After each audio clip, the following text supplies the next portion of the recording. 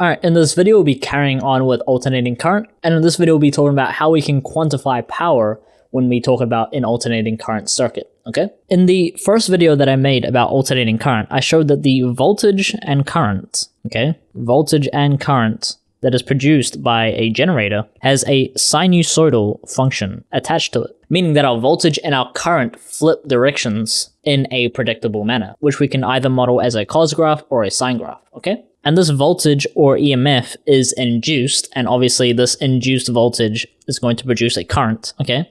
And so this induced voltage is a result of the rate of change of flux and linkage, if we want, put in there as well. And obviously we know that that is Faraday's law, right? There we go. So if we took our graphs, okay, so this time I'm going to model it as a sine graph instead. Remember that sine graphs and cos graphs are essentially the exact same thing. However, the cos graph is shifted by 90 degrees, okay? So this time I'm going to model them as sine graphs, okay? And just like how when we model the displacement or velocity or acceleration in simple harmonic motion, we can quantify our voltage value at a particular time or our current value at a particular time in a very similar manner. The voltage at a given time t, okay, is equal to Vmax sine omega t, okay? And remember, omega t is equal to theta, okay? And same thing, I of t, so our current at a particular time, is equal to Imax sine omega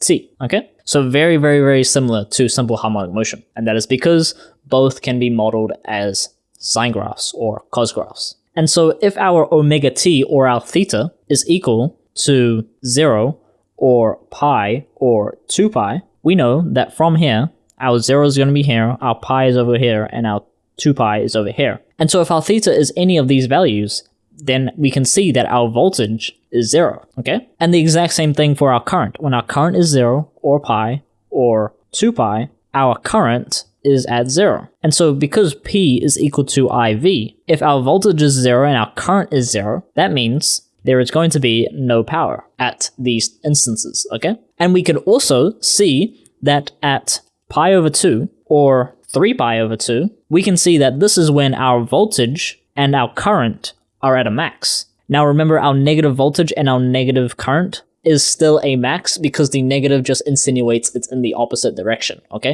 It doesn't mean it's a smaller value. So at these points, our P is equal to IV still, and these two values are max, and therefore we have max power, okay? Now, just a side tangent, these equations, although they are correct, they are simplified equations, okay, for NCEA level 3. The full equation is going to be V at time t is equal to Vmax sine omega t plus phi plus d, okay? And same thing for this, I at time t is equal to Imax sine omega t plus phi plus d. Now these equations are just our full sinusoid equations, okay? Where we have all the different variations we can possibly have, where our d makes the sinusoid go up and down, our phi is our phase shift, so that moves it side to side, and obviously omega t is our angle, and obviously Vmax and Imax are our max value, okay? However, we won't be using these equations in NCEA. The reason for that is because we assume that our d value is equal to 0, and we assume our phi is also equal to 0, and so that's how we get these simplified equations, okay? So we figured out that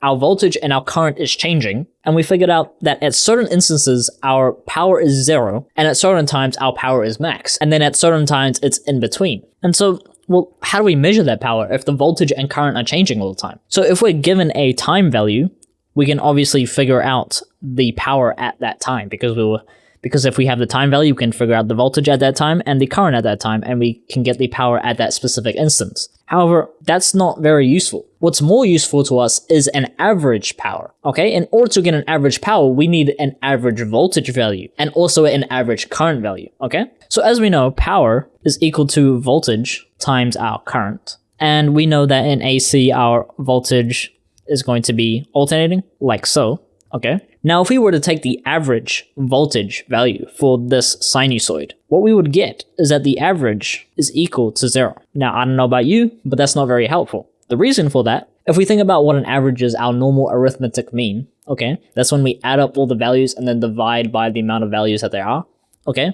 And so what that essentially is if we add up all these values of our voltage and then add up all these values and then divide it by the period. And we can actually quantify that using an integral, right? 1 over t all over our period, and we have our voltage over time, dt, okay? So if you're interested, that's what it will look like in terms of calculus, okay? But as we can see, all these positive values will just cancel out with these negative values, and then we're just left with 0, okay? So taking the average is not very helpful, and that's because we have an equal amount of positive voltages and negative voltages, okay? And obviously, our current follows the exact same graph, and so the same goes for current, okay? So same for current also, okay? So calculating the regular average, or the normal way in which we calculate average, is not very useful, so we need to figure out another way to calculate an average. And so what that is what we call the RMS value, okay? This stands for root mean squared, okay? And so therefore, in New Zealand, if we say we have a 240 volt mains power supply, okay? What we're saying is this is 240 volts RMS, okay? So it's an RMS value. So the way this works, let's use voltage for an example. However, the exact same thing happens to current. Okay, the way this works is we first square all our voltages. So what that means is if we have negative 2 volts, if we square this, we get 4 volts back, okay? So you can see how even though we have negative voltage, if we square a negative number, we get the positive number back. So we get rid of the issue of having negative voltages, which will cancel out our positive voltages, okay? So straight off the bat, we get rid of that issue. And then after that, we will sum up all those square values, okay? So we square our voltages and then we add up all our voltage values, okay? Now that's what we usually do when we take an average. We sum up all the values, okay? And then once we've added up all the voltages, we take the average. And then once we take the average, we square root that final value, okay? And so in terms of what that looks like from a calculus point of view, it would look like square root 1 over t, we take the integral all over our period, where we have v of t squared, like so, and we integrate with respect to time, okay? So like I said, we take all our voltage values and we square them, okay? And then we sum up all our voltage values all over our period, okay? And then we divide by our period to find the average all over that period, and then we square root the final answer, and that is our root mean squared, okay? Now if we take our New Zealand mains supply as an example, when we say 240 volt RMS, this is crucially not the max value, okay? So not the max voltage value. So because this is a type of average, it is not the max value, and we can get a higher voltage value out of our main supply, okay? So when people say that New Zealand has a 240 volt main supply, that is just our RMS voltage, okay? So it's a type of average voltage, meaning it can go higher and it can go lower because our main supply is AC, okay? And to visualize what this average looks like, we can draw our graph again, negative V down here, and we have our sine graph, like so, okay? We will obviously have our peak here, so this is our Vmax over here. Our VRMS is somewhere along over here, okay? And so if we're considering our New Zealand mains power supply, this is 240 RMS right here, okay? So as you can see, we have some values that are higher, and we have some values that are lower, okay, than our 240 volts. And so it's important in NCEA to be able to swap between RMS value and our max value, okay? A lot of questions would require you to do that. And so the way you do that is our VRMS is equal to the Vmax all over square root 2, okay? Now, some important things that I would like you to know. 1, this value is on your formula sheet. 2, this is not the only equation for RMS voltage, okay? There are other equations for RMS voltage. The reason why our RMS voltage equation looks like this is because we model our AC off of a sinusoid, okay? AC does not always come in a sinusoid. There are other versions of AC. A version of AC we can have is what's called a triangle pattern, where we go like this. So similar kind of shape to our sinusoid, right? Our sinusoid looks like this, okay? So similar kind of shape, but what that's going to result in is a different equation for our RMS. Another way we can model our AC is through a graph that looks like this. As you can see, this is even different to this. So once again, not a sinusoid. And so our equation will not be this. It will be different. Now, I want you to be aware of that this is not the only equation for RMS, okay? However, because in NCEA we only model AC as a sinusoid, this is the only equation that you'll need for RMS. Another thing, if you want to know where this equation comes from, I go through it in another video. It was the video that came before this in the electricity playlist, so you can go check that out. I believe it's the second video in that playlist, okay? And in that video, you'll see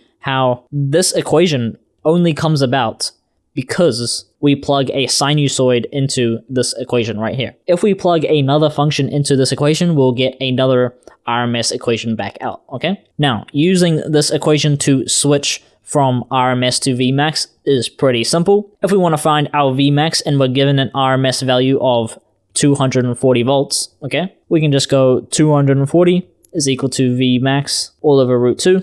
And so therefore 240 times root 2 is equal to Vmax. And we get roughly 340 volts for our Vmax, okay? And so we can say that this value right here is equal to 340 volts, okay? And we can do this exact same process for our current as well. If we have our sinusoid, this is our Imax, and this is our IRMS, okay? And our equation is the exact same, where we have IRMS is equal to Imax all over square root 2. And once more, just like for voltage, this is not the only RMS equation that there is, okay? There are other equations, depending on how we model our AC, okay? And so therefore, because now we have a way to find our average current and our average voltage, we can say that our average power is equal to VRMS multiplied by IRMS. Okay? Now, even this equation right here has some caveats. One, this is only true when circuit is purely resistive. Okay?